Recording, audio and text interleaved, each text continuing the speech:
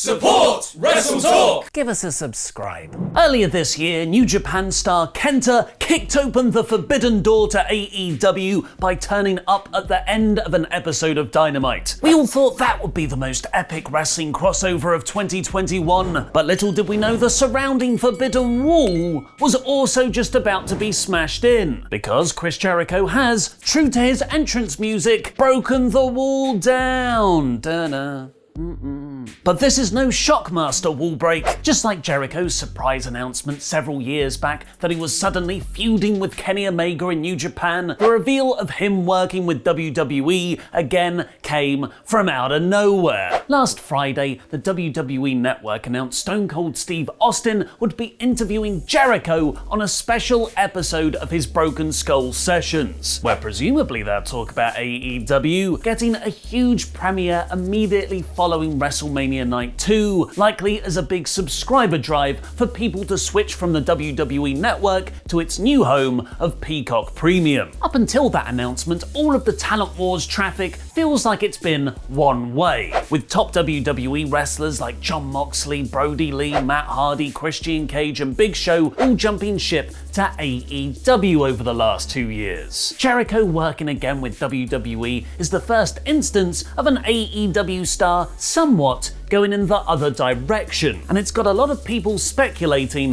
what names will eventually return or debut in WWE from AEW. Dave Meltzer has revealed on Wrestling Observer Radio that Jericho's AEW deal is up at the end of next year. And while he's said in interviews that he wants to stay all elite for the rest of his career, he's fully expected to play both sides against each other. It's the wrestling business, after all. And the door is reportedly open for Jericho to return to WWE, as he's stayed on good terms with Vince McMahon throughout, which you can see in McMahon's reaction to the Broken Skull news. Speaking to Sports Illustrated, Austin said the idea first came up when Jericho texted praise for his interview with The Undertaker. They started talking, one emoji led to another, and Austin said he'd love to have him on the show, which Jericho accepted. And when Austin texted Vince to see if it was okay, McMahon replied, "It's cool, go ahead," and then followed up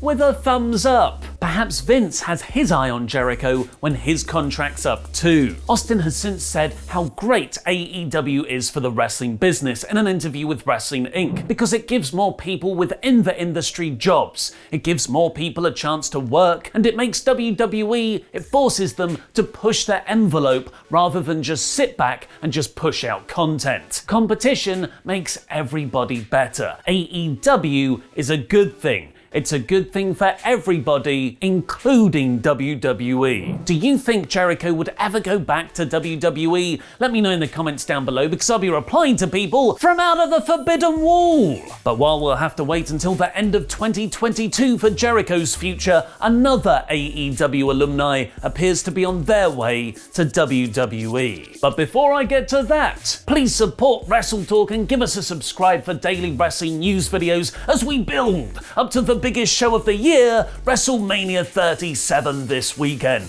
A third of you currently watching this video aren't currently subscribed to WrestleTalk, so to encourage you to do so, when we hit 800,000 subscribers, which we're so close to doing, I will host an episode of the WrestleTalk News in full Makihito cosplay, because I'm the goddamn cutest online wrestling personality out there. Kawaii, kawaii, kawaii. And because you all voted for it, people are gonna unsubscribe now. Thanks for your support on Patreon, the $100 Man CD Horver and the Kessel Run DX Solo.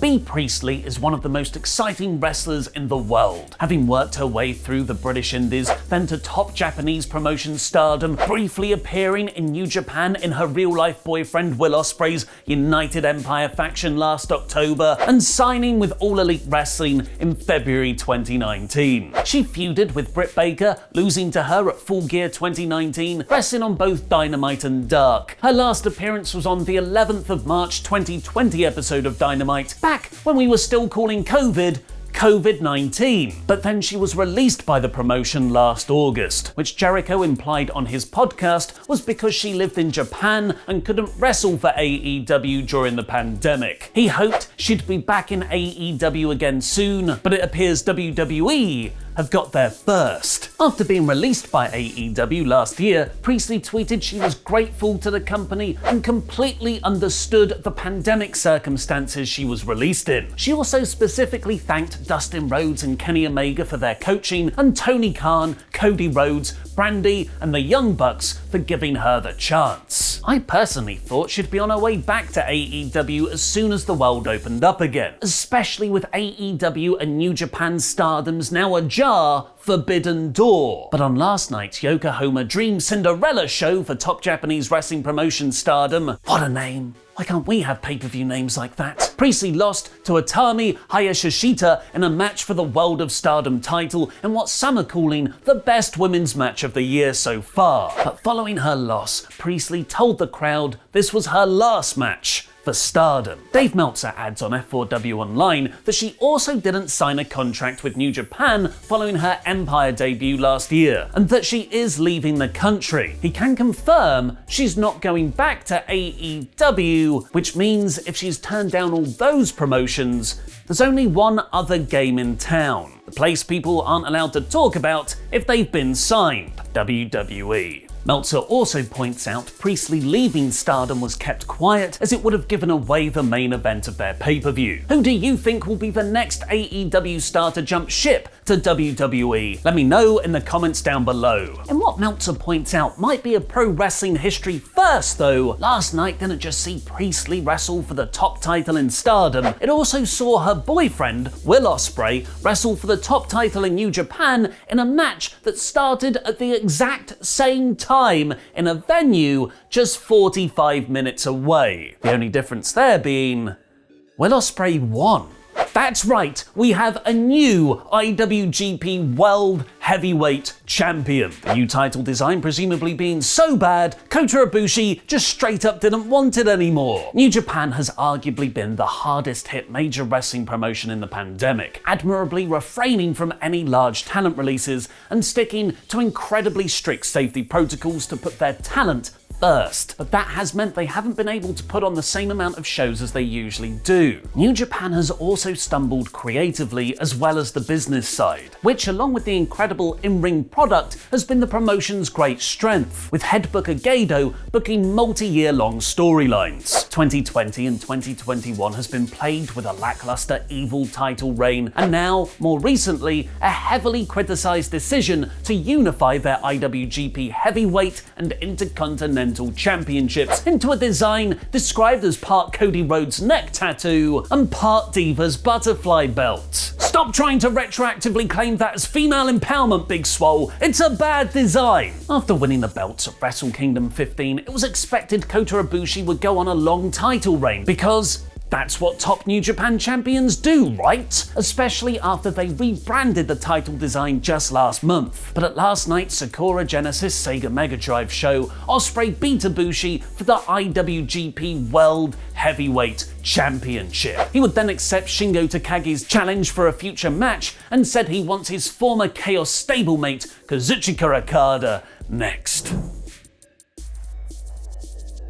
Ospreay then tweeted an awesome looking photo with his United Empire faction of himself, Jeff Cobb, Great-O-Khan, and the newly joined Toa Henare, with the caption, "Best in the world." CM Punk versus Will Ospreay confirmed.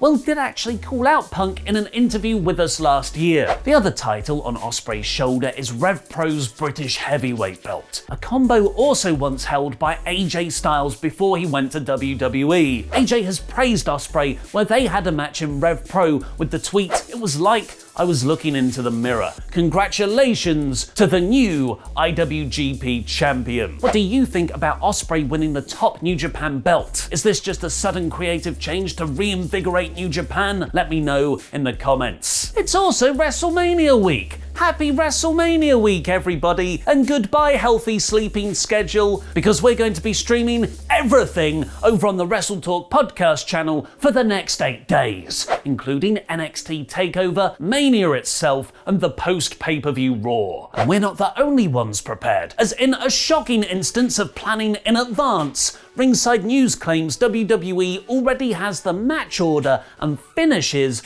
already set up for both nights, which might be why Drew McIntyre has started saying in interviews that he would consider wrestling in the first match just as big on night one as in the main event, because it will be the first one in front of fans for over a year. I genuinely can't wait, that feels so good to say. At least he's on WrestleMania. WWE has taken the odd step this year, particularly for a 2-night show, to move some matches to TV, with both the Andre the Giant Memorial Battle Royal and the Fatal 4-Way for the tag team titles to take place on the Go Home episode of SmackDown, or Mania Night Zero, as I'm now calling it. Dave Meltzer has revealed this is because WWE are going to limit the pre-show lengths of Mania to 1 hour, and only want the main card to not go longer than 3.5 hours. WrestleMania will also be starting an hour later than normal, at 8 PM Eastern rather than 7. The WrestleMania set has already started to be constructed in the Raymond James Stadium, where Action Jack's FPV have revealed there's a massive pirate ship. But while there are reportedly under 1,000 tickets left for each night, and the show is expected to sell out, WWE were internally disappointed that WrestleMania didn't immediately sell out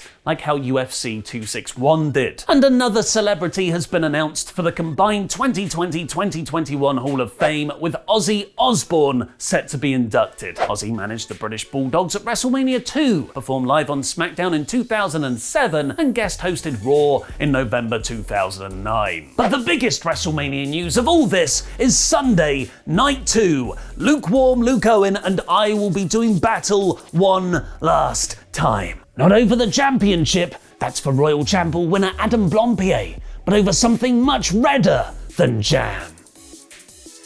Blood. I am putting my hair on the line against Luke, where if I don't win, I will have to shave a line down my head at the end of the show, and then shave it all off at next Wednesday's Quizzlemania.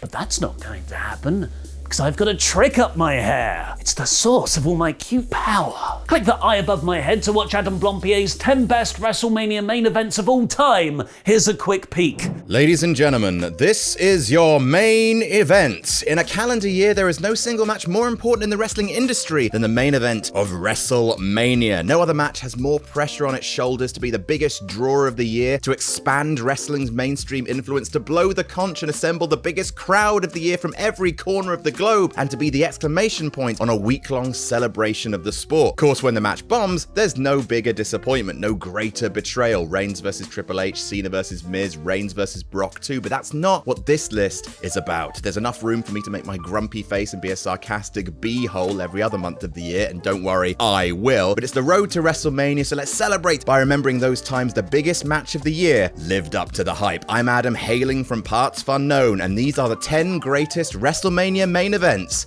ever. Click the video on the right now to watch Adam's 10 best WrestleMania main events of all time, and several WWE stars have argued with Vince McMahon backstage over the Hurt Business breakup. Find out what's going on by clicking the news below that. I've been Mr. Davis. Jam that jam.